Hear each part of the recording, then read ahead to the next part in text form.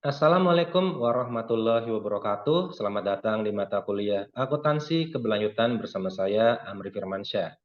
Dalam kesempatan kali ini, saya akan mengulas tentang standar laporan keberlanjutan. Salah satu mekanisme yang paling efektif untuk mencapai informasi yang sebanding, konsisten, dan andal adalah dengan standar. Namun, konsep standar didasarkan pada gagasan pengguna target, misalnya pasar modal ataupun masyarakat. Standar yang baik memberikan ruang bagi inovasi masa depan yang berarti. Salah satu tantangan pengungkapan terkait keberlanjutan adalah bahwa secara historis belum ada penjelasan yang jelas dari pengguna dan kasus penggunaan yang konsisten untuk semua yurisdiksi.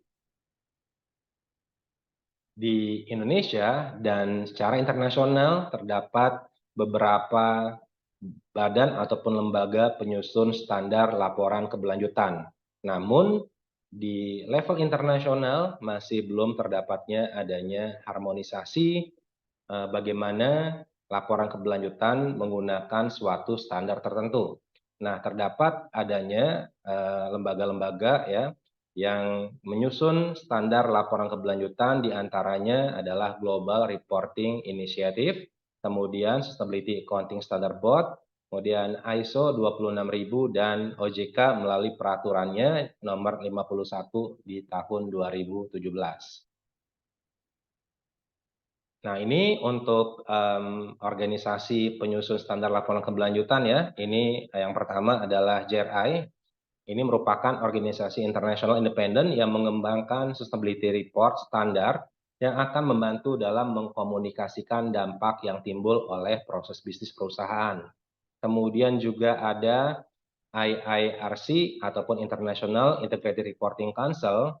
Tujuan IRC adalah membuat standar mengenai informasi non-finansial tambahan sehingga bisa memahami strategi perusahaan secara umum yang berkaitan dengan kondisi finansial saat ini dan masa depan.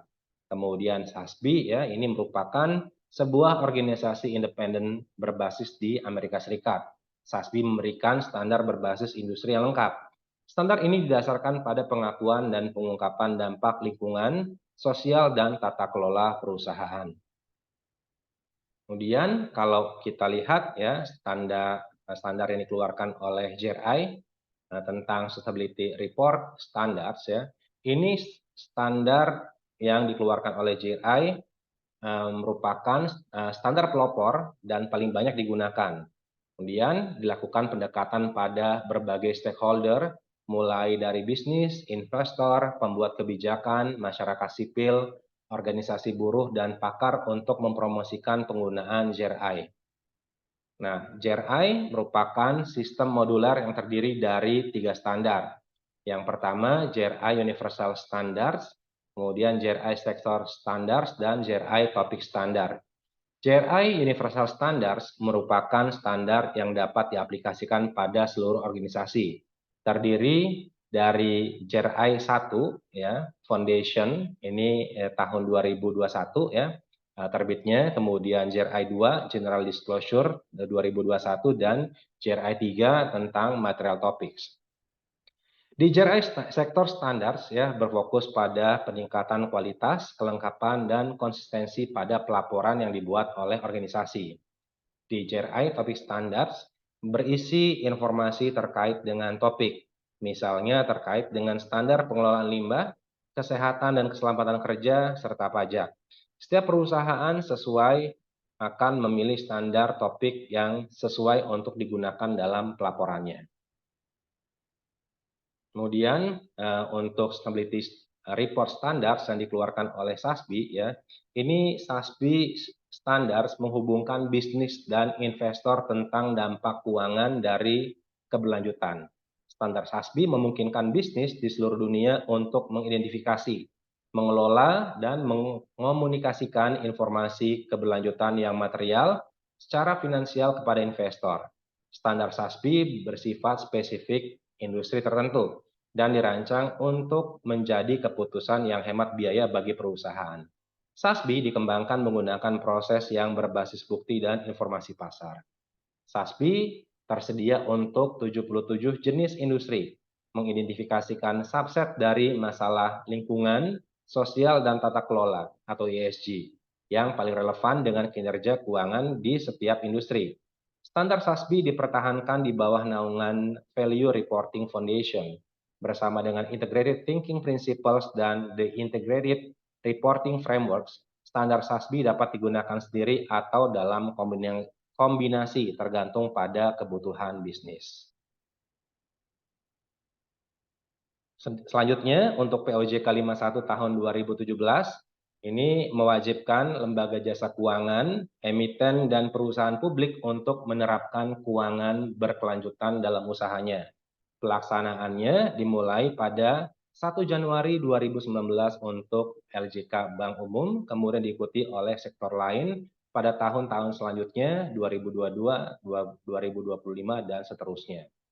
Rencana aksi keuangan berkelanjutan wajib disusun dan dilaksanakan secara efektif, serta hasilnya wajib dikomunikasikan kepada pemegang saham dan seluruh pihak ya ataupun penunjang organisasi dalam lembaga jasa keuangan. Sedangkan ISO 26000 ini merupakan panduan ya ataupun guidance tentang bagaimana bisnis dan organisasi dapat beroperasi dengan disertai adanya tanggung jawab secara sosial. ISO 26000 membantu bisnis dan organisasi menerjemahkan prinsip menjadi tindakan efektif dan berbagi best practice tentang social responsibility dari seluruh dunia. ISO 26000 dirancang untuk membantu organisasi berkontribusi dalam pembangunan berkelanjutan agar lebih dari sekedar kepatuhan dasar, serta untuk mempromosikan pemahaman bersama dalam bidang social responsibility. Nah, bagaimana memilih standar untuk digunakan?